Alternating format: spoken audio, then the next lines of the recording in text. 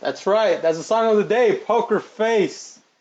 Um, shit. Today I took a beating, but I'm actually happy. I'm not even mad. I'm trying to remain emotionless.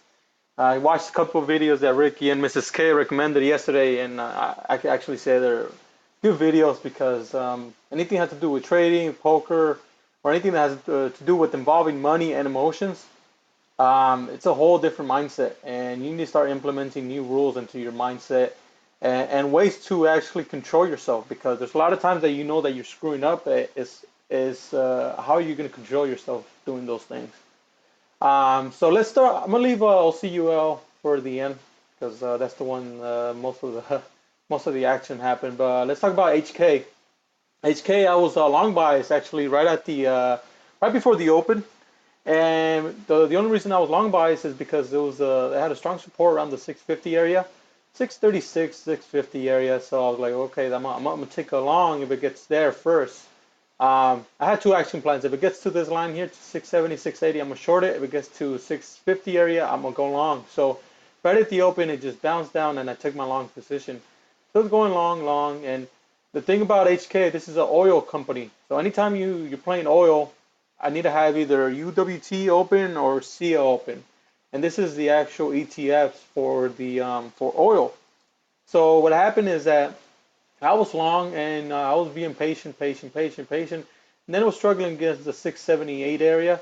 And then at the same time, I think this is when this big wick happened here. Then red candle started to show up around the same time. So that time I was like, okay, I need to start switching my position now.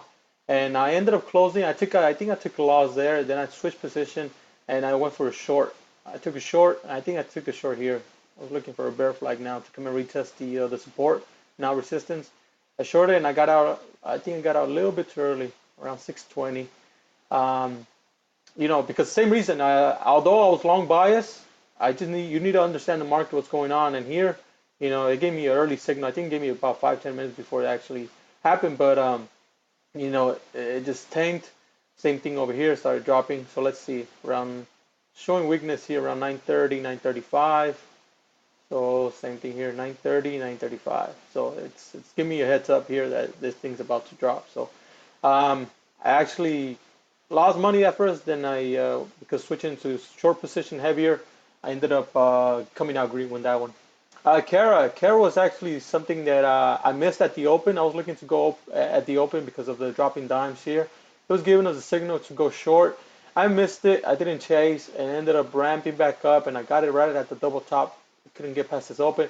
I went heavy on this one too, um, because my risk was around anything around 1450 area, and boom, it drops, and I ended up getting now. I think it was Fibonacci here at 1350 because it was bouncing around a lot. So right before this big wick here, I got out.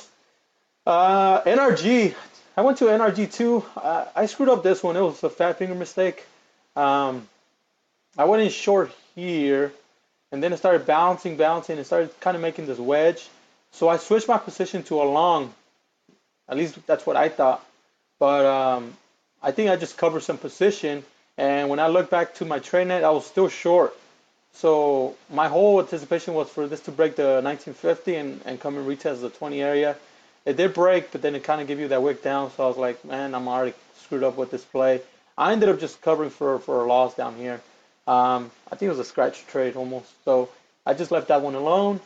And let's go to the big play, OCUL. OCUL, I had in my pre-market. I had it on my watch list since the morning. My whole play was there was a strong resistance at the 6 area. Actually, it was down here at the 550 to 6 area, $6 area. So when I was writing my notes, this thing was already ramping up.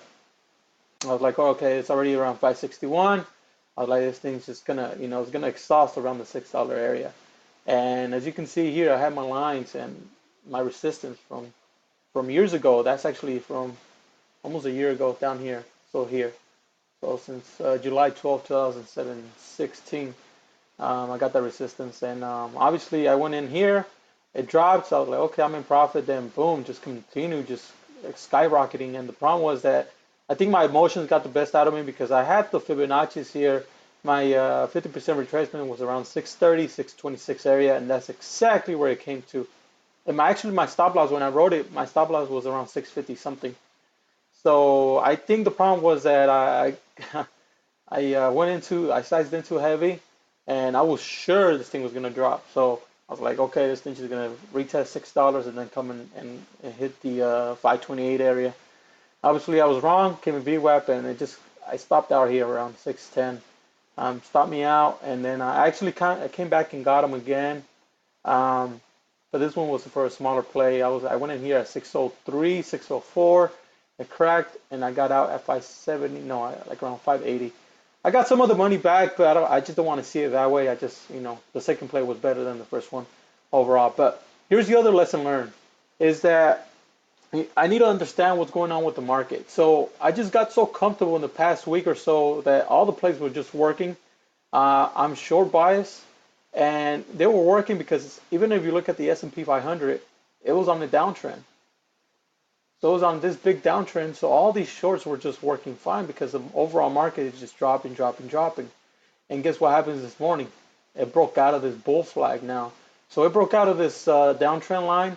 Um, so now I need to adjust my positions to be more of the long bias and also swing. So all the swing opportunities are going to come back and play because they broke out. Had it broken this support, then short buys I'll continue being short buys. But given that it broke to the top side, I need to switch my positions over to long. At least being more biased for the long side.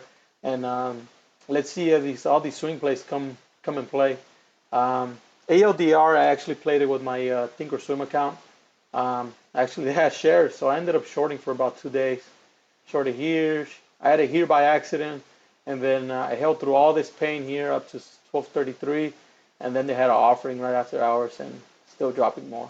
But I cover after hours, 1125, so I'm pretty much, I got, what is it, like 50 cents with 300 shares. So it's almost 200 bucks. But anyways, that's it. And I hope you guys learned from my lesson today. And, not get FOMO and don't size in at least the first 15, 30 minutes of the market. And it's something I have in my rules, but I just didn't follow them today. But at the same time, you got to remain your poker face and emotionless. And it's all right. Just continue working hard, man. Other than that, I hope you guys have a good day.